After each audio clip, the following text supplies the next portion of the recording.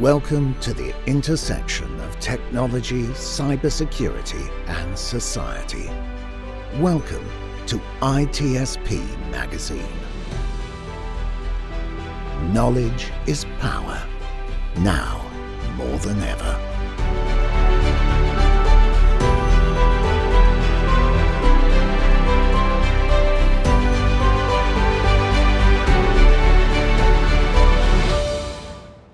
Hello, everybody. This is Marco Ciappelli. Welcome to another episode of Redefining Society Podcast on ITSPmagazine Podcast Network. We have a bunch of different channels. This is one of the two that I have. The other one, I tell story about storyteller, and here we talk about society and technology, which is a very, very wide angle to look at things, because everything is nowadays related with technology. And I got this suggestion for a book about how strategic pricing shape business, market, and society.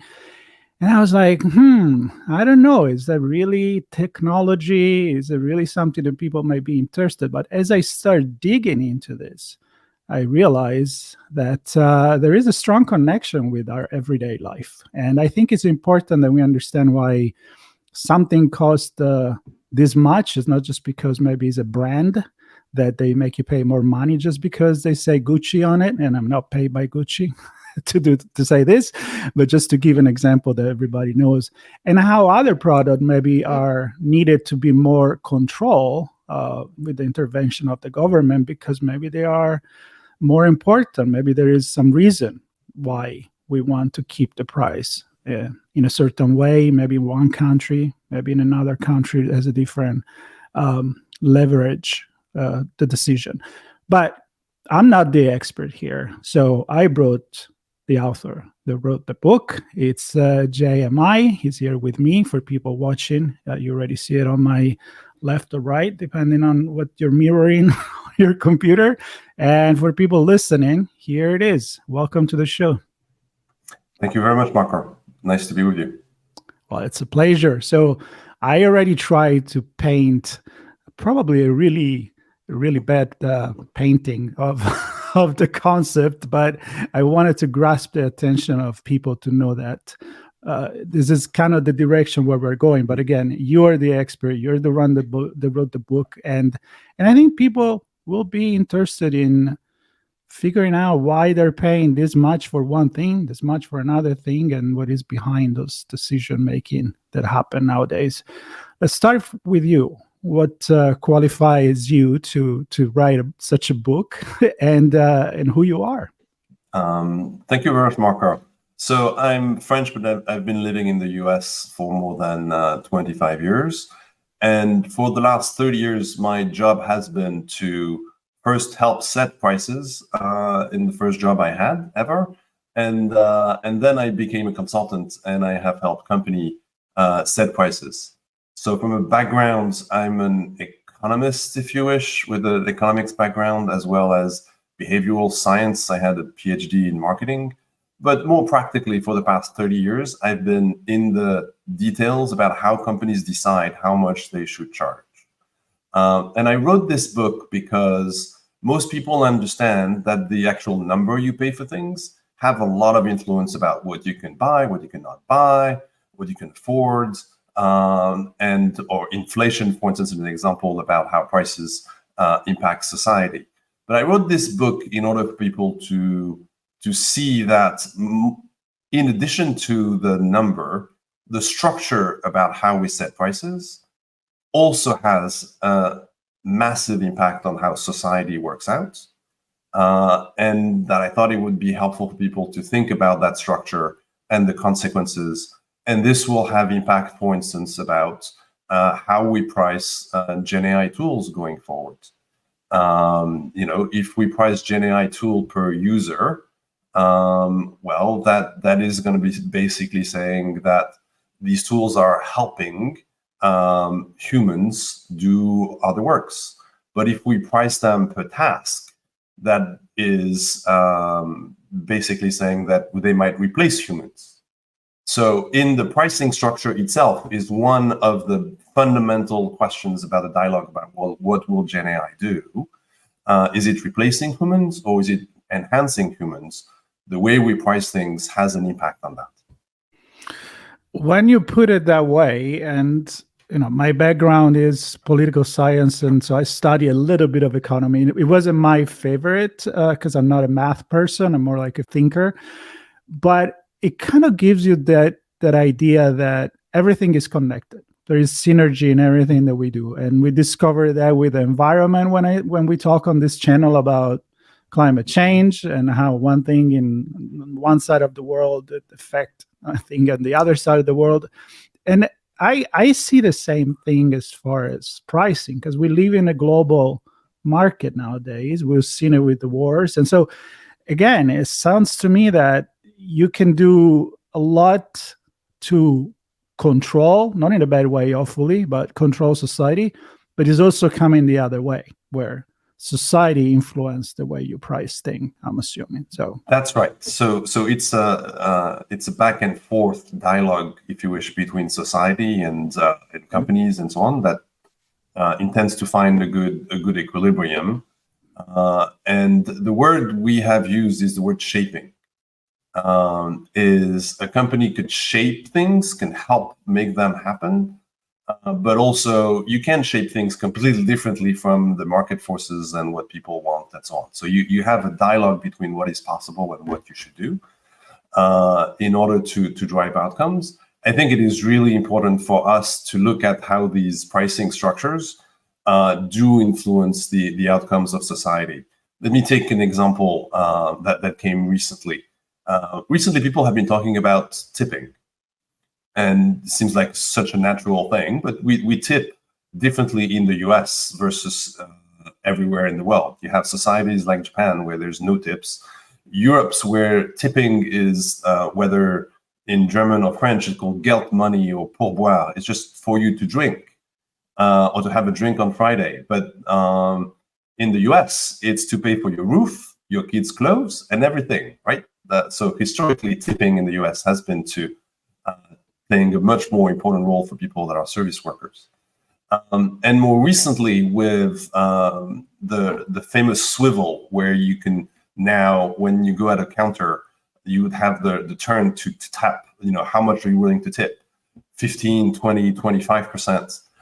People have been complaining about, I'm okay to do this in a restaurant, but in a place where for instance, at my orthodontist, it's just like, why am I tipping? What's different and so on. It's a good illustration of there's a change about how we do things, and then people react, and there's the balance. And we can talk about the details about where tipping is coming from and where it is going, but it's clearly shaping society. During the COVID time, the fact that a bunch of terminals have been able to set up these numbers at 15, 20, 25, has meant that many businesses have survived better. They made slightly more money, and we were all willing to give a bit more money because we wanted small business to survive, even if we knew that we couldn't be in the restaurants, we couldn't be outside, we couldn't live our normal lives. We wanted these businesses to pass through that period. But now we're back to normal in theory, but the way we tip is still quite different. And so there's a lot of dialogue, people saying, is it right? Is it not right? And so on. I think that's a normal process. And I could explain a bit about what the difference has been made between you scribbling a number on a piece of paper and tipping. The main difference is when you were writing a number, it was a private number. And you were doing the calculation for yourself about what you wanted to give in the restaurants. Now it's public. People in the queue behind you are looking at what you tip. The people in front, that is the cashier register, is looking at how much are you going to tipping me. And so therefore, you have a psychological factor that has been brought into this act, tipping, that was not there before. And that creates a reaction for people that has changed the way price and tipping is working out. Right. And that's, I live in Los Angeles, so I've seen the thing flipping in a coffee shop start at 25%. And I'm like, I'm not going to give it 25%. I'm actually getting my own coffee here. You're not even bringing. But I agree with the fact that during the pandemic, and again, which is somehow it's still going. But when we were really locked down, it was a sign of appreciation to say, well, I'm going to tip you even more because I need your service. I don't want to be the one going in line. And so food delivery and all of that. But I was also connecting with that. I was listening to NPR a while back about the price of gas going up. And they were saying, well, it will come back down. But somebody said, I think it was an Harvard economist, said, well, usually when the price goes up, it comes down, but it doesn't come down back to the price that it was. Once they jack the price, usually it stays up. And I'm wondering, when you were explaining how the tip system also did the same thing, if there is a connection that kind of affect a lot of different products, not just the tipping and the service or the gas industry. Yes. And it affects different product category in a different way. And we saw this with the wave of inflation. There are a set of products, and gas is probably a good example of that, that are based on supply and demand markets that are optimized every minute, every second across the world. And these markets tend to have wide swings. And it can sometimes go back down even more than it went up, right? It's very random. And these are types of markets that we call dynamic markets. That where you don't have to be like the supply demand forces are going to drive the outcome about how prices are going to be set. Now you have other markets. Just take the extreme luxury goods, for instance. You were mentioning Gucci. Price only go one direction. They are, and you have other examples like Steinway pianos, for instance.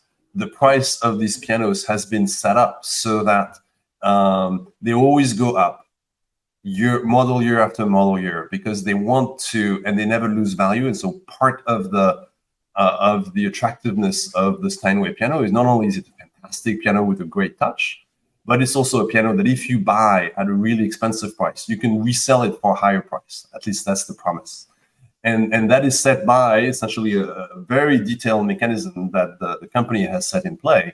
So that price will always increase slightly a little bit so that they can fulfill the promise that they had for you making an investment on a piano, you not just buying an instrument. It's almost like when you buy an expensive car or a collectionist car, right? It's like that's right. So a collection car will have the same kind of impact. So every luxury item will tend to be priced to the value that people put into these cars, or art, or things like that are very unique.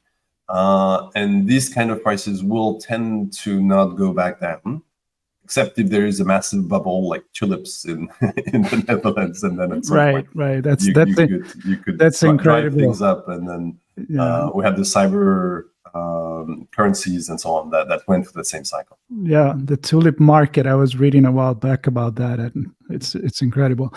Let's talk about more everyday items, like the one where you look at if inflation is happening, or if the cost of living, if the salary is going up at the same time. So stuff that people buy at the grocery store, people that has that, I don't know in English what it's called, but in Italian is paniere, which is kind of like the basket of the fundamental good that you need for pretty much surviving: bread, milk, water, all that kind of stuff. How's that coming into place? I'm assuming completely different than luxury items. So very different from luxury items. Even within what you buy in the supermarkets, you have different types of products that will be having different pricing dynamics. Imagine you have products where on a shelf, all of the products on the shelf belong to different companies. They're gonna all price it in a way that is really dependent on how much volume they're gonna get, depending on how much prices are set. So if you set your price higher up, less people buy your product. If you price it slightly lower, and if you price your product wrong, you're gonna not have that much volume. And so these prices tend to be quite competitive. And we've seen that in the inflation cycle we were through, these products have gone up quite heavily for some reasons, like, costs went up and supply constraints and the war in Ukraine and all that, but they also have started to come down, partially also because the retailers are putting a lot of pressure, and the value proposition of the retailers is to help people save money, which is what Walmart's and many others promise. And so therefore, you had these prices went up and down. If you take some other day-to-day products, like the subscriptions we have or the coffee, they're really priced differently because once you have decided to walk into a Starbucks, you're going to buy something. And so you have a set of choices in front of you. And if you feel like you can't afford as much as you could a week ago because maybe you lost your job or you're a bit pressured at the end of the month and so on, you can always buy something slightly less pricey than you used to. But you are within the Starbucks environment. It will be an extreme case for you to decide, I'm spending too much on Starbucks, I'm going to stop drinking coffee. I need to find a place to get cheaper coffee. And so within that environment, you tend to have, this is what we call the choice model, where you give customers the choice and they decide how much they want to pay with a number of options in front of them.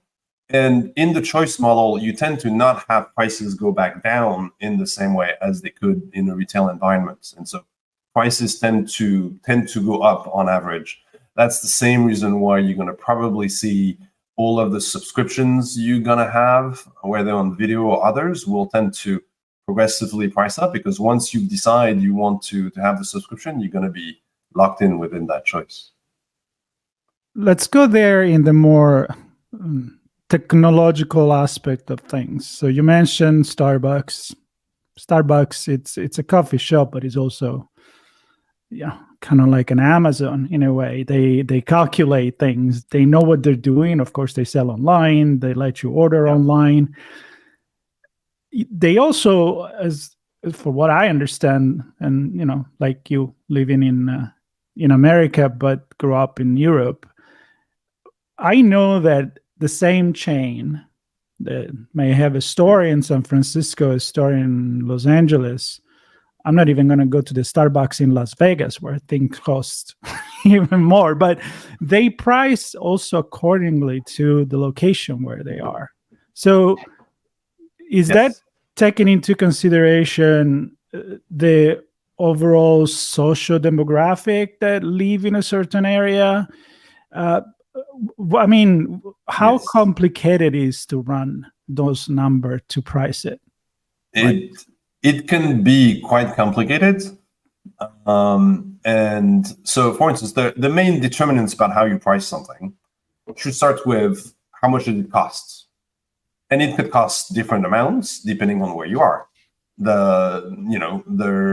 The shop you are, the Starbucks shop will, the renting and so on will be at a different price depending on where you are in the country. So that cost will drive the prices up or down depending on how it varies. The cost of the personnel will also change things. Now, the cost of shipping the coffee around is probably, more uniform and more the same, and the recipes and the marketing is probably more spread. But anyway, so costs is a determinant of price. Mm-hmm. And then another determinant of price is what the value do customers get, and how do that compare to other things they pay for. So you will find that in large cities, people tend to be wealthier, and the prices tend to be slightly higher, and people are willing to pay more than in rural environments. And that's true in the US as well as it's true in France and in Italy and other countries, right? And then the last components of how prices are set is the intensity of the competition. And different markets at different points behave differently. Sometimes you can have a price war where companies are really fighting for every customer, or some other times there's more peacetime where you understand the market share is split in one way or the other. And so that will also impact how prices are set. But that means, and so we could go to how this will be impacted by AI, for instance, and technology. Yeah, let's go there with algorithms and even Amazon, or how they price stuff according maybe to where your IP is and logging exactly. From. So these three things I talked about vary everywhere in different ways. In the old times, you couldn't calculate all the ways the costs and your price and the willingness to pay, and it all varied everywhere. So you set up, I don't know, 5 zones to price in the US. And for these 5 zones, this is it, right? But now you have the ability with AI to consume much more data, to look at who is coming to my store. What are the prices of the stores that are around this? How should I optimize? If I move my price slightly up or down, do I get more people walking in or not? How does that impact all of that? And so sophisticated AI technology has started to be implemented in pricing for more than 20 years in different industries. But in the recent 5 to 7 years, it has now been large chains of almost any kind of product and service have started to use sophisticated AI algorithms to price things dependent on the 3 criteria I talked about. Interesting and scary at the same time, to the point where I'm imagining always some utopian or dystopian scenario where it will be a price just made for Marco or for Jean, or according maybe to know how much money you have in the bank at the moment, how much you can afford, and it's a very, very sci-fi scenario, which technically ain't that far. It's not that far-fetched. It is not that far, and I think we should have a dialogue about whether it's right or not, and in which way, when is it right and when is it not right. Yeah. So let's talk about pricing fairness for a second. Yes. If you ask people what is a fair price, the main answer people will tell you is two things mostly. A fair price is a price everybody else pays. If everybody pays the same thing, that's fair. Another way to look at it is a fair price is a price set by free markets. What does free market actually mean? Nobody, but like a free market seems like it is fair and so on. In reality, when you dive deeper, you find that there are many circumstances where people don't agree that everybody should pay the same price. Take, for instance, senior discounts. Should we give senior discounts to people going to the movies? Well, people will tend to think, well, seniors don't go to the movies as much as they should. We need to encourage them. Plus, they don't necessarily have that much money. Senior discounts seems like a good thing to do. But if we give discounts to people that are older, why don't we give discounts to people that are younger? And you will find a portion of the population that says, absolutely, we should give discounts to students, for instance, a way to define people that are younger. But then not everybody will agree with this. And when you look at why, you will find that when you age, you tend to agree less to giving discounts to students. But all young people are okay to give discounts to grandpa. So on average, people are more in favor of giving discounts to grandparents and seniors because of how they relate to their age. And when you dig a little deeper, you find out that as people that are conservative age, they are really against giving discounts to students. But as people that are more democratic in the US, or more progressive, if you wish, or more liberal, they think anybody should, students should get discounts no matter what their age is. So here we get to, all right, the perception of what a fair price is depends on who you are, the societal norms, what we've been used to. And when you flip these norms, you could get to different answers. If you ask the same questions for people in Japan, you find the opposite answers. In Japan, people are really in favor of giving discounts to students, but not as much to seniors, partially because there's a great retirement system. And the same thing in France. Right. So the way society is structured impacts how we see things. Now, let's talk back about your problem about is it fair to have a price that is different for everybody? Well, let's look at airlines. They were the first ones to, set up 25 years ago, 30 years ago, what's called yield management, which is basically getting the maximum price you could get for anybody on any seat. So you could sit somewhere and you paid $150, and the guy, next to you paid 57. You're like, what? Why? How? How is that possible? But also in the first class cabin, you have someone who may have paid, I don't know, 600 or 800. And what does that do to society to have everybody pay a different price for air travel? Well, basically that means more people can travel. And isn't that a good thing? So let's forget the CO2 issues for now, right? But that people and young people and people with not necessarily that many means could travel more and go around the world because we have different prices for different people. That is something that has grown tourism, that has grown air traffic, and that has helped people connect to each other and understand other worlds in a better way than they would have otherwise staying in their home and in their village all the time. So you have always different sides to things, and so that you need to look at. And sometimes varying prices according to what people are willing to pay and the value they get from different things can be a really good way to essentially offer a particular product or service to a wider population. Mm-hmm. Mm-hmm.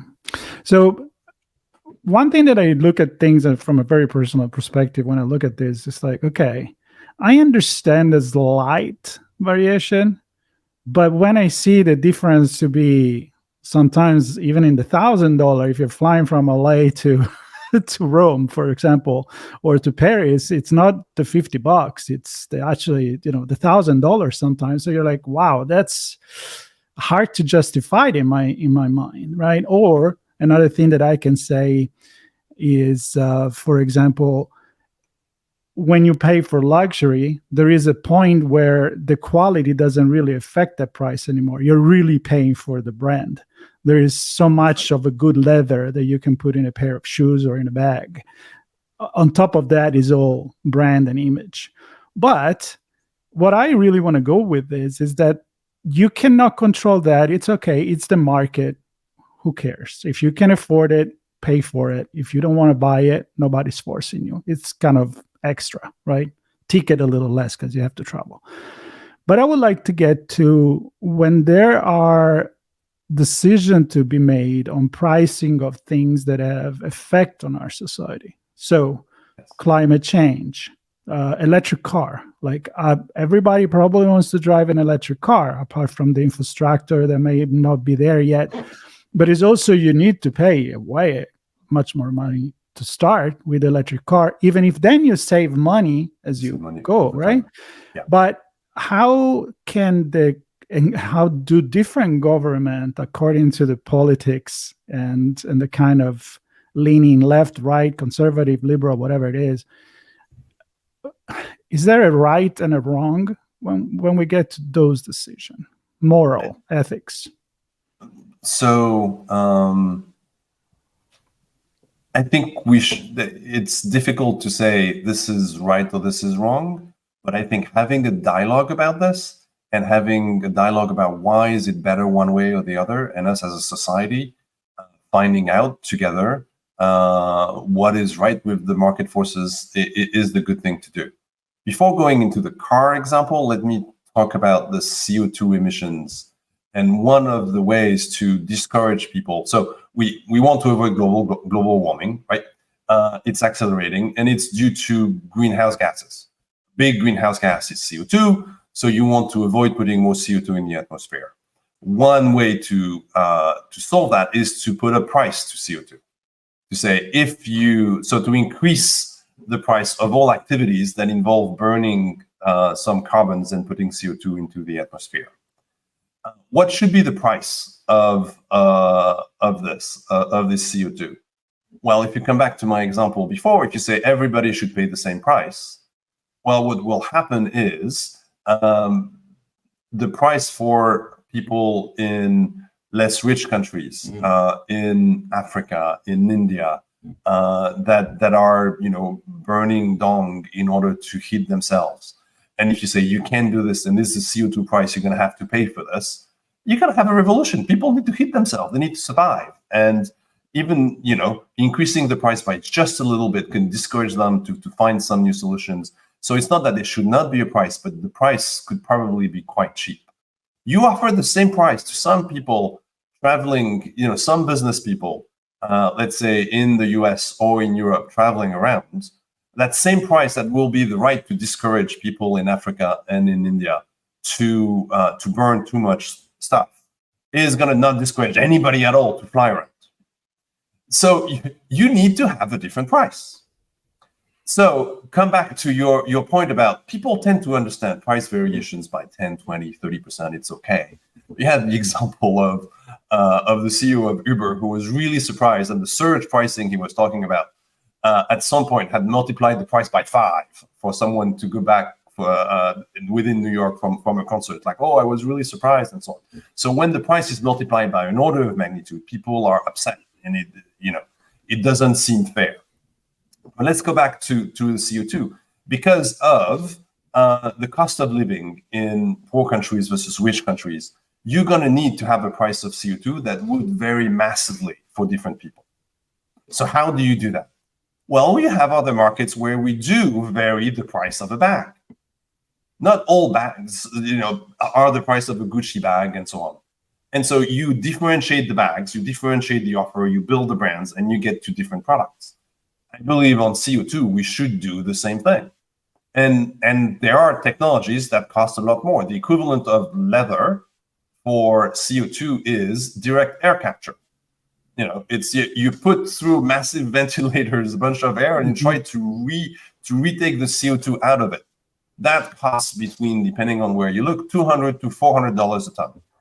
Planting a tree is around $5 to $15 a ton. And avoiding burning something that you wouldn't need is even less than that. So there we go. We have here prices that vary in a different way. And it's actually, if we structured markets in a way where we would encourage or maybe, use some legal means to force people in the rich countries to have a price of CO2, we should have a price of CO2 that is very different. And direct air capture is not necessarily a bad idea for all the rich countries that have put so much CO2 in the atmosphere. Maybe they should be in charge of paying to take it out. And so there's all sorts of details that you need to go through. But I'm coming back to your point about, yes, you should not pay prices that are 5x, 5 times or 10 times different for the same thing. But you can vary what you buy. And by varying what you buy, you could essentially incent the right behaviors for everybody. Everybody needs to burn less fuel. Whatever fuel that is, we should probably have different prices for CO2 across the world. So I like and I go back to the example of Starbucks. You walk in there and you can buy the mugs, you can buy the more expensive reserve coffee, whatever that is, and you can buy the basic coffee, but if you walk in there, it means that at least you can afford the basic coffee. And then you can upgrade according to your wallet and what you think is fair to pay for a coffee as well. So the problem, it's hard, and I think everybody understands that. It's like, okay, I can get this pen, I'm looking at the pen, but there is a difference in what I get. It's when you pay the same thing, when you pay a different price for the same thing, that you have that controversial position that you were talking about. That's right. So for exactly the same thing, it is hard to vary the price too much. We've seen it everywhere. Pricing varying by 30% is admitted by most people in most countries and most markets as, that's fair, that's okay. You probably don't even notice. You notice, but if you see you buy a TV and then your friends buy a similar TV 2 months later and he got this for 10% less, you're like, yeah, sure, maybe I didn't negotiate enough, I didn't wait enough. Right. If you find that he got the TV for 5 times less than you have, you're like, what did you do? like how did you get that to happen? So that's why companies sometimes, when we have an interest, whether as a company or as a society, to have different people pay different prices, we should really have people pay different prices for explicit reasons that justify this. Right. Which is my point about the CO2 emissions. If you think about the CO2 market as one single market with everything is comparable, that is not fair to these markets, because then everybody's trying to go to 15 and then you will not use direct air capture because it's too expensive. Mm-hmm. Why would you pay for $400 when you could have something for $15 and so on? And for sure, we should plant as many trees as we can. Now, given the amount of CO2 we have in the atmosphere, we should also, if we can, have the ability to capture and get the technology to be more advanced in order to capture air and bury CO2 underground, as opposed to letting it in the atmosphere, where it serves as a way to heat ourselves. Right. Well, this is a fascinating conversation because it's very much not economical for me, but it's sociological. So I'm psychological, and I would love for you to come back and maybe we go in areas that we haven't covered, because I think it's fascinating. I'm sure the audience is liking that. But I do have a question. When we were talking about personal pricing in the utopian world with AI, but also I want to put into the game not only what somebody can afford, or where do they live, or what is the final means for, I'm paying $2 more because I know that a percentage of this product is going to plant a tree, which is a great marketing promotion. But you know what? If it also helped the environment, let's do it. If $1 goes to nonprofit that resolve anger in Africa, cool. If you can afford it, do it. But there is a perception where psychology and advertising and marketing is if it costs more, it must be better. Very human thinking. And I feel many company, obviously, they're there for making more money. They'll leverage that. But is that really true? And can a company ride that wave long enough before the market kind of realize that, what the hell? Especially with social media nowadays, where things are a little bit more transparent. So there is no doubt that there are some products where we have what we called in the business the inverted demand curve, where the more you charge, the more people want to buy your stuff, which normally should not be the way it works. It works the opposite way. But that's the characteristics of luxury items. So you have some items that work this way, and if you increase the price, you might get quite high demand, and some companies can take advantage of it.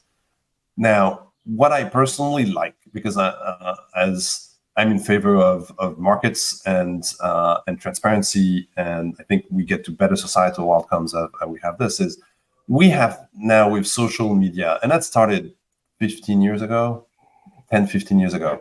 a number of products and offers where some companies try to push the prices up with the simple logic that I think we can, and you won't dare to quit,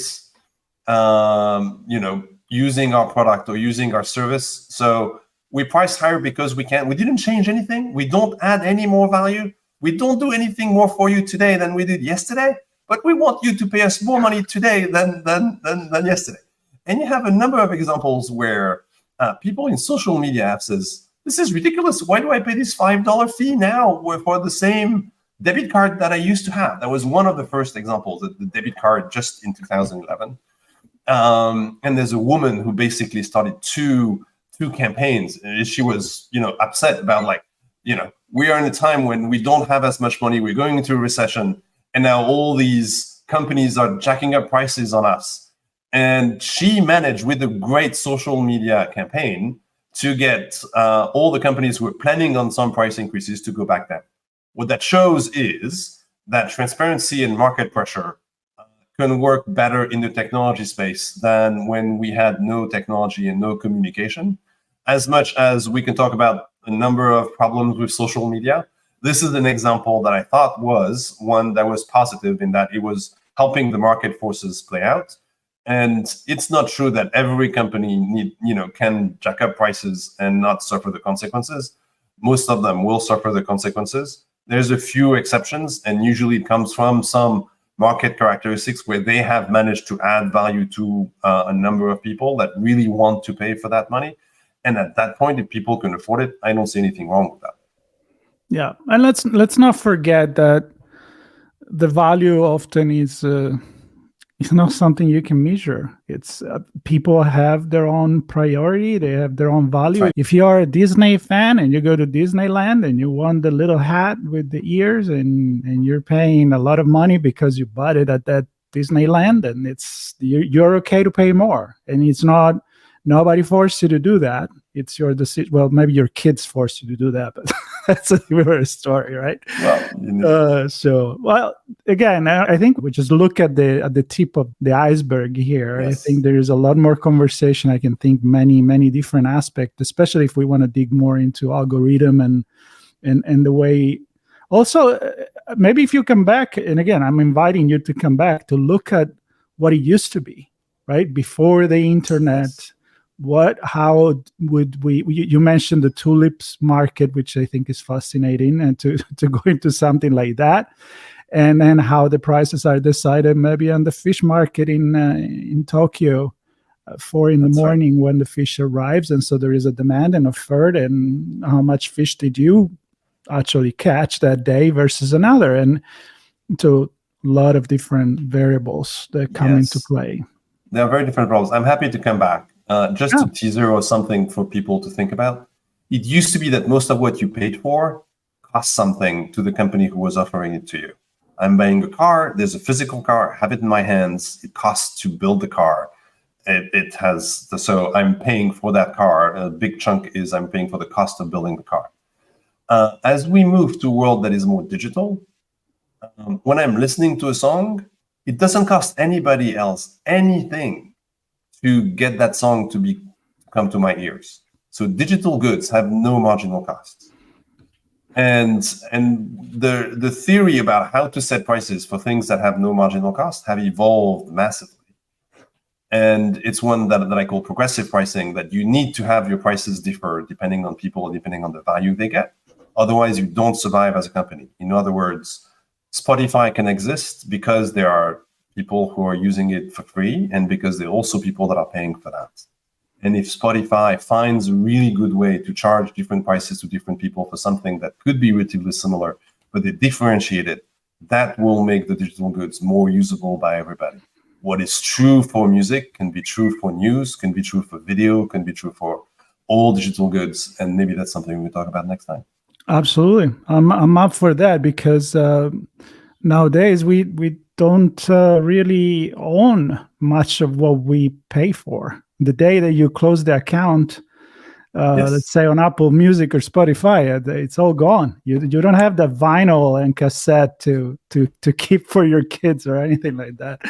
Well, Jean, fascinating. Thank you for stopping by. I'm going to put the link to your book and to your social media and everything you want to share with the audience in the notes. The promise is to invite you back to keep this conversation going. And I hope people enjoy it, and that they have more questions than answers in their head right now, because maybe they discover something and think about something that they never really paused that much to think about. So again, everybody, subscribe, stay tuned. And Jean, thank you very much. Thank you, Marco. It was a pleasure. Bye, everybody.